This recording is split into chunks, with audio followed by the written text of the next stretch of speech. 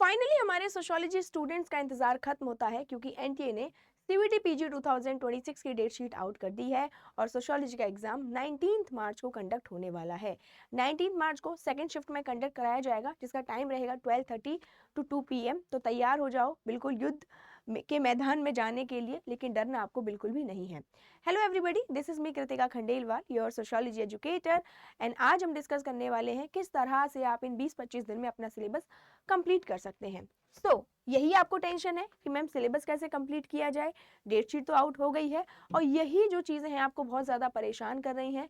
इस चक्कर में जो आपको आता है वो भी आप भूलते जा रहे हैं, लेकिन भरोसा रखें आप काफ़ी अच्छा कर रहे हो और आप काफ़ी अच्छा करोगे भी।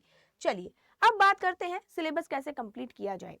एक बार अगर आपने सिलेबस नहीं देखा तो आप सबसे पहले सिलेबस को देखें, और जिन्होंने देख लिया है सिलेबस को अपनी स्टडी टेबल के सामने उसको दीवार पे पेस्ट करके रख लें, जिससे आपको पता चलता रहे आपने कितना कवर किया है और कितना आपको कवर करना है। सिलेबस अगर आप देखेंगे तो वहाँ आपको 6 सेक्शंस मिलेंगे, हर सेक्शन में 4 यूनिट आपको मिलेंगी। इसके हिसाब से हमारे पास 24 यूनिट्स हो जाती हैं और 25 दिन हमारे पास अराउंड है। यानी कि एक दिन में अगर हम एक यूनिट कंप्लीट करेंगे तो हम रिवीजन कब करेंगे, तो हमें क्या करना होगा, हमें यहाँ पर 2 यूनिट को एक दिन में कंप्लीट करना होगा। You have to cover 2 units per day with previous year questions also.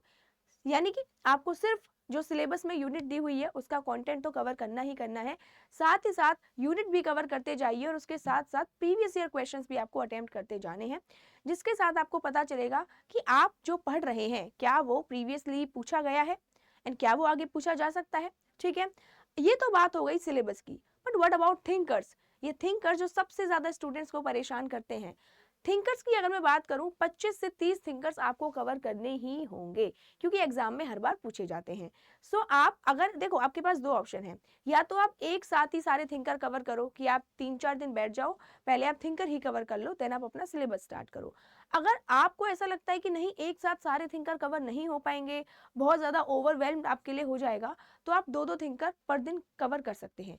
यानी आप 2 थिंकर्स भी पर डे कवर करेंगे, then in 15 days you will cover 30 thinkers. ये वाली अप्रोच भी आप फॉलो कर सकते हैं। तो 2 अप्रोच है, आप एक साथ भी थिंकर्स कवर कर सकते हैं एंड आप 2-2 थिंकर करके भी कवर कर सकते हैं। ठीक है, और सबसे इंपॉर्टेंट बात यह है guys, please make short notes. ठीक है, देखो एब्सोल्यूट अप्रोच में हमें नहीं जाना है, यानी कि आप ये भी मत सोचो कि मुझे पीडीएफ मिल जाएंगे तो मैं पीडीएफ से रिवाइज कर लूंगी। इस टाइम आपको लग रहा है पीडीएफ इंपॉर्टेंट हो सकते हैं, बट जब आपका एग्जाम आएगा तो आपको अपने हाथ से लिखे गए नोट्स ही सबसे ज्यादा फायदा देते हैं।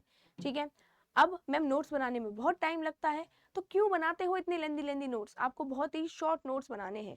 आपको बस कीवर्ड्स लिखने हैं और बाकी की जो आसपास की जो अंडरस्टैंडिंग है वो आपको माइंड में डेवलप करनी है। ठीक है, बहुत सारी चीज़ें नहीं लिखनी। क्लास के दौरान जो आपको कवर कराया जाता है या फिर आप किसी वीडियो लेक्चर में देखते हैं तो वहाँ सिर्फ आपको अंडरस्टैंडिंग डेवलप करनी है। ठीक है, और उन्हीं नोट्स को आपको रिवाइज करना है। एक बार आप कंटेंट बनाएंगे आपके पास तैयार हो जाएंगे अपने ही नोट्स, और आप उन्हीं को बार बार रिवाइज करते रहेंगे और उन्हीं में चीज़ों को आप ऐड ऑन करते रहेंगे। ठीक है, तो आप अपने नोट्स बनाइए, टाइम है अभी भी, लेकिन नोट्स आपको बनाने हैं बिल्कुल शॉर्ट। ठीक है, चलिए प्रीवियस ईयर क्वेश्चंस, जैसा कि आपको पता है किसी भी आप एग्जाम के लिए प्रिपेयर कर रहे हो, प्रीवियस ईयर क्वेश्चंस एक बाइबल का काम करते हैं। ठीक है, होता है ना, आप किसी युद्ध में आप जा रहे हो तो युद्ध से पहले आपको पता होना चाहिए कि आपके सामने कौन है आपके अपोजिशन में, तो ये प्रीवियस ईयर क्वेश्चंस आपको वही सब बताते हैं। 2022 से 2025 तक के प्रीवियस ईयर क्वेश्चंस आपको अटेम्प्ट करने हैं। एक बार नहीं, 2 बार नहीं, एटलीस्ट 3 बार आप इन क्वेश्चंस को अटेम्प्ट करेंगे। और इनको अटेम्प्ट करने की भी एक अप्रोच होती है, पहले आप क्वेश्चन पेपर अटेम्प्ट करेंगे, ठीक है, देन क्वेश्चन पेपर को एनालिसिस करेंगे। एनालिसिस करने के टाइम आप यहाँ पर अपने वीक पॉइंट्स जानेंगे। ठीक है, कि आपके वीक पॉइंट्स क्या हैं, आप एक लिस्ट बनाएंगे, फिर जब आपको वीक पॉइंट्स मिलेंगे उनको आप वापस से अपने नोट्स में जाके रिवाइज करेंगे। यही एक अप्रोच होती है, वरना कोई फायदा नहीं होता कि आप प्रीवियस ईयर क्वेश्चंस अटेम्प्ट करें या फिर मॉक टेस्ट अटेम्प्ट करें।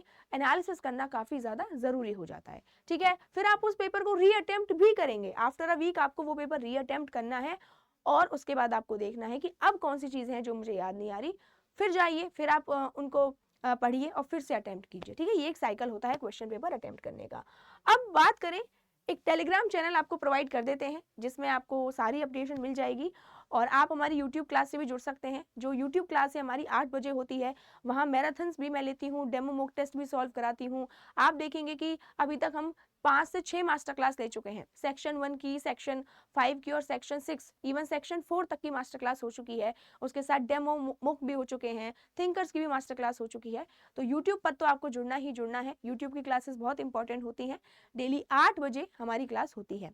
उसके अलावा मैं आपको बताऊं कि आप कोई ऐसा कोर्स ढूंढ रहे हैं इस शॉर्ट टाइम में जो आपके पूरे सिलेबस को कंप्लीट कर दे, तो आप हमारे कोर्सेज के साथ भी जा सकते हैं। देखिए कितने कम प्राइस हो गए हैं। प्रैक्टिस बैच है सिर्फ 498 का मिल रहा है। अगर आपको लगता है कि मैम सेल्फ स्टडी हम कर लेंगे, आप हमें क्वेश्चंस प्रैक्टिस करने का थोड़ा तरीका बता दीजिए या फिर कहाँ से मिल सकते हैं क्वेश्चंस। तो ये क्वेश्चंस आपको इस बैच से मिल सकते हैं। इसमें आपको 15 सेशंस दिए जाएंगे जिसमें मुक टेस्ट होंगे, क्वेश्चंस होंगे, ठीक है। महापैक भी आप ले सकते हैं। महापैक में जितने बैचेस अभी तक लॉन्च हुए हैं और जितने लॉन्च होंगे सारे के सारे इसमें इंक्लूड हो जाते हैं। अब समझ नहीं आ रहा है कि कौन से बैच में आपको आना है, बट बैच ज्वाइन करना है, तो इस मेल आईडी पर आप मुझे मेल कर सकते हैं regarding batch, regarding preparation, regarding any problem. कुछ भी आपको लग रहा है कि मैम बहुत स्ट्रेस हो रहा है, एंग्जाइटी हो रही है, तो मेरी मेंटोरशिप आपके लिए हमेशा अवेलेबल है। चलिए guys, all the best, thank you so much. और अगर आपको जो भी फील हो रहा है आप कमेंट सेक्शन में बताइए, मैं आपको रिप्लाई करूंगी कि आप कैसे उस चीज़ से बाहर निकल सकते हैं। Thank you guys.